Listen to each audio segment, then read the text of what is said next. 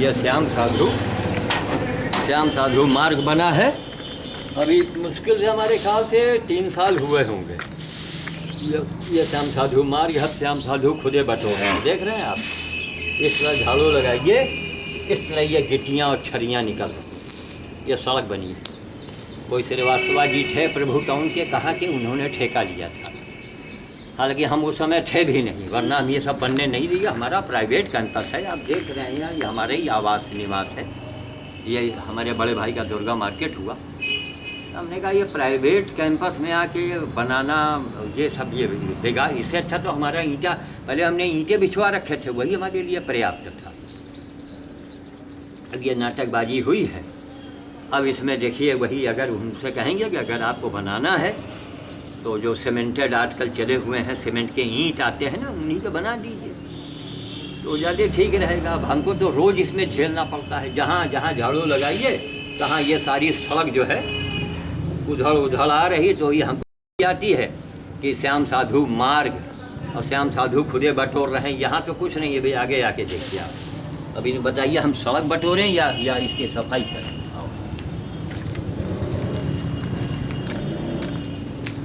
यहीं पर है अपना कैंपस है ना। ये पहले आप वहाँ से देख लीजिए, ये वाला, ये कम से कम यहाँ से एक सिलसिले से जाएगी। ये गीतांजलि हर्बल गार्डन पर्यावरण पीड़ित पशु सेवा केंद्र, यहीं से हमारा शुरू होता है। इधर हमारे भाइयों का है, हमारा यहीं से शुरू होता है। सब कुछ लड़कियों के नाम से ही डाल दिया है, क्योंकि आजकल के बड़े अच्छे लोग हैं हर जगह, हर ख़ानदान में उसी गुंताड़े में रहते हैं कि अगला मरे तो हमको मिल जाए, इसलिए लड़कियों के नाम से बनाए हैं। अब आगे यही सब यह है अपना गार्डन, इसी में तैयार। एक आदमी अकेले दम से कितना काम करेगा। ये गीतांजलि गार्डन हो गया, इसी के अंदर सब। यहाँ तक ये गार्डन था, लेकिन हमारी बिटिया की कार जो है, अंजलि त्रिवेदी, हमारी जो छोटी बेटी है, तो उनके हस्बैंड दिल्ली में रहते हैं और वो यहाँ रह रही है। तो अब उसको गाड़ी उड़ी रखने के लिए यहाँ पर ये पूरा हमको काट करके इतनी जगह बनानी पड़ी। तब धीरे धीरे इसी तरह मामला समझता जा रहा है। एक आने वाले समय में हम नहीं रहेंगे तो यहाँ बिल्डिंग खड़ी हो जाएगी। खैर मजबूरी है भाई, हर आदमी तो नहीं पर्यावरण की सेवा करेगा ना, या हर आदमी कोई लगाव तो नहीं है।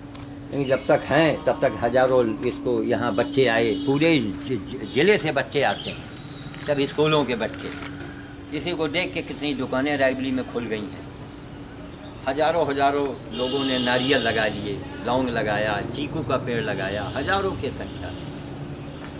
तो और ये पौशाला है सब, यहाँ ये पानी भर देते हैं, बाहरी जानवर आते हैं। देखिए वो जानवरों का समूह धीरे धीरे इकट्ठा हो रहा है। जैसे जैसे दोपहर होगा वैसे वैसे सब जानवर इकट्ठा होंगे। यहाँ 10-12 कुत्ते भी आते हैं और सब जानवर भी हैं, तमाम गधे भी आएंगे हैं, कुत्ते गधे सूअर तक आ जाता है यहाँ पर। कुछ ना कुछ जूठा पूठा पड़ा होता है, खाने को मिलता है। तो जानवरों को भी ये मालूम होता है कि उस जगह जाएंगे तो हमको खाने को मिलेगा। तो यह है, अभी सुबह इसको पानी से भरा हुआ है और हमारा यही आवास है। इधर आप दिखाइए, यही ब्यूटी पार्लर है, गीतांजलि ब्यूटी पार्लर। अब कोई यहाँ बंदर के लिए रोटी टांग गया है।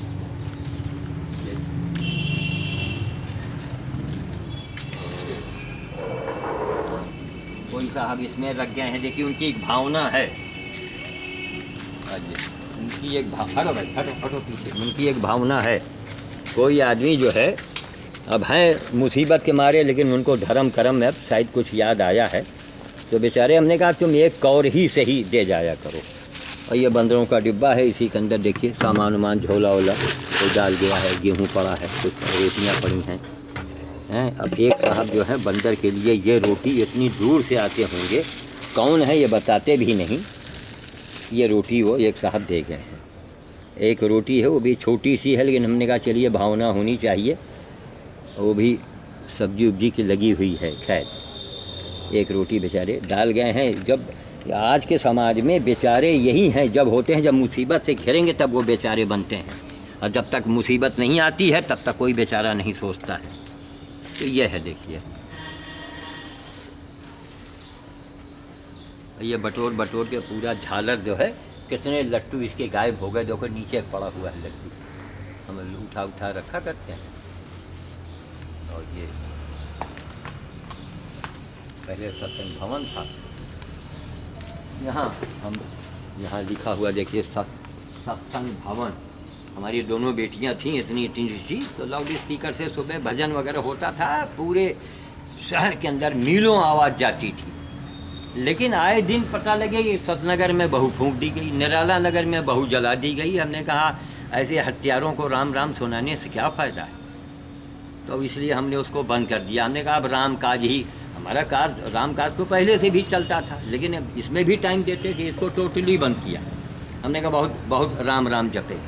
अब बहुत से राम राम जपने वाले आज देश में क्या कर रहे हैं सब आप देख रहे हैं, समझिए। राम काज की बात नहीं कोई करता। अरे भाई रोटी की बात करो, रोटी की तस्वीर कब तक हम देखेंगे, हम रोटी की कथा कब तक सुनेंगे। तो ये है। अब हम उस सड़क को आपको दिखाई देते हैं जहाँ पर अभी हमको साफ करना है। ये देखिए श्याम साधु मार्ग, वहाँ सूर्या गैस है, उसके बगल से शुरू होता है और यूँ जा कर के यूँ आगे मोड़ गया है। ये श्याम साधु मार्ग बना हुआ है। अभी देखिए कितनी गिट्टियाँ हैं।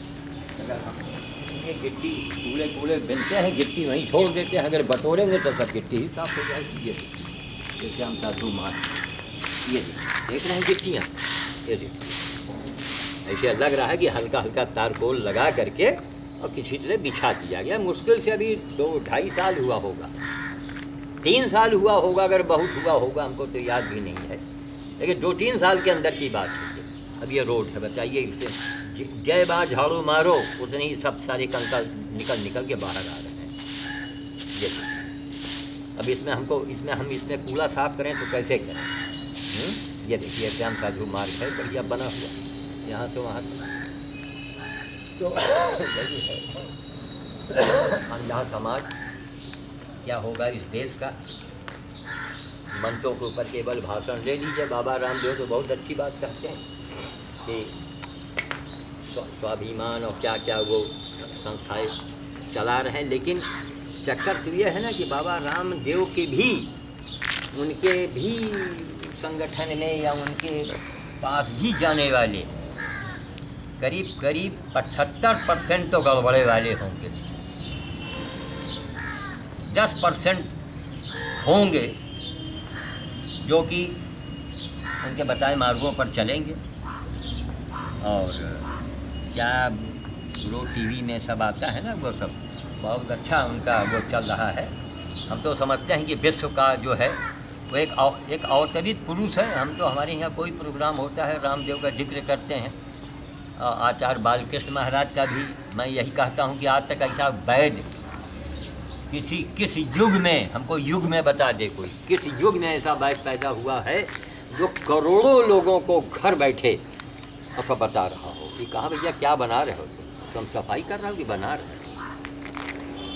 अब कैमरा वहाँ लगा दिया, उसको ऐसे पहुँच रहे, अरे बनाओ तो ढंग से बनाओ।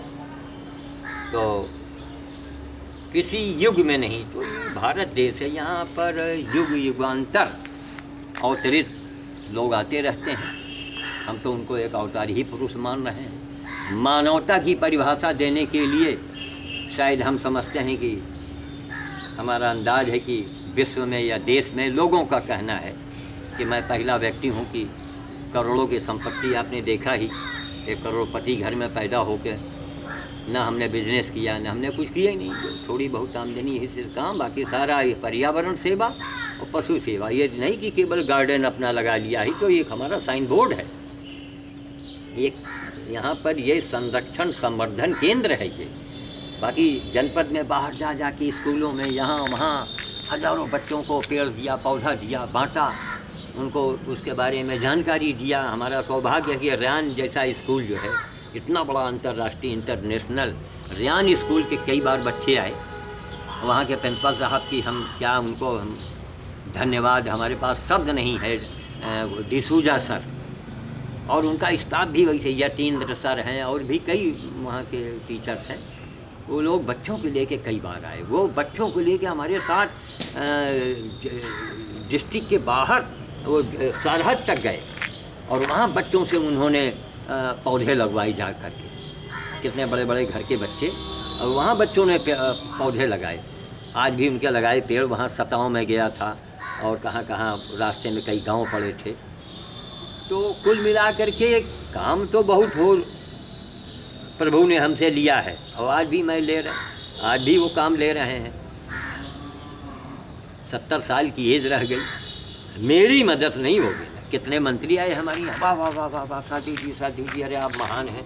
हमने कहा सर हम महान हैं लेकिन आप भी तो महान हैं, आप लोग कुछ करें।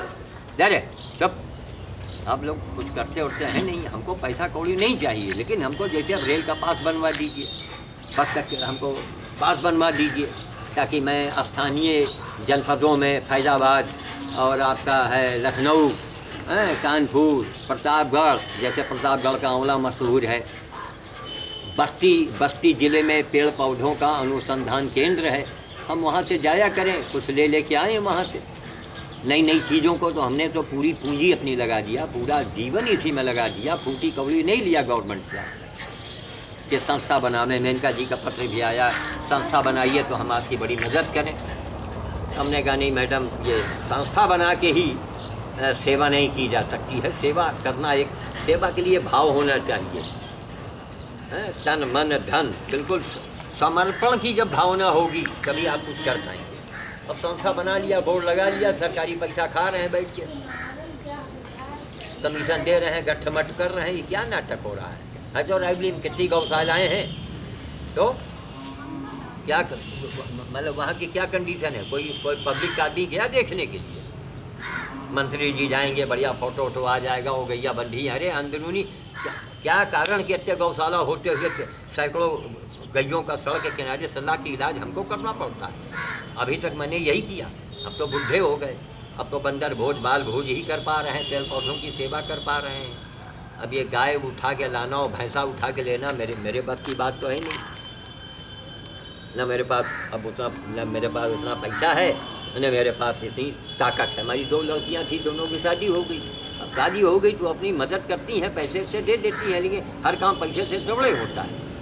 अब हमको कोई गाय उठा के लानी है, वहाँ पैसा थोड़े काम करेगा। अब हम या तो इतनी हराम की दौलत हो, हम 100 रुपये के मजदूर करें गाय उठवाने के लिए, ये कहाँ से पैसा कहाँ से आएगा? भाई बताया ना कि मेरा देश महान, मेरा देश महान। अरे देश तो महान है, था और है, लेकिन आप कितने महान हैं जरा ये भी तो टीवी पर बताइए, ये बताइए टीवी पर। टीवी चैनल वाले भी अच्छा काम करते हैं, लेकिन उसमें हमको लगाना पड़ता है कि वो मंत्रियों को ही इतना महत्व क्यों देते हैं। मंत्री जी, अब मंत्री जी ठीक रहें तो फोटो, या जो फिल्म स्टार होते हैं वो ब्रश कर रहे हैं, वो लैट्रीन में गए हैं, वो हाथ धो रहे हैं, इतना महत्व क्या? क्यों? उनके पास दौलत। आप किसी जूता गांठने वाले को महत्व क्यों नहीं देते हैं? हमारे जैसे लोग जो अपने को कुर्बान कर दिया है, सारी ज़िंदगी लगा दिया है। क्यों? हमारा प्रोग्राम आता है 2 मिनट का, 1.5 मिनट का, 1.5 मिनट में जनता क्या सुनेगी हमको और क्या जानेगी?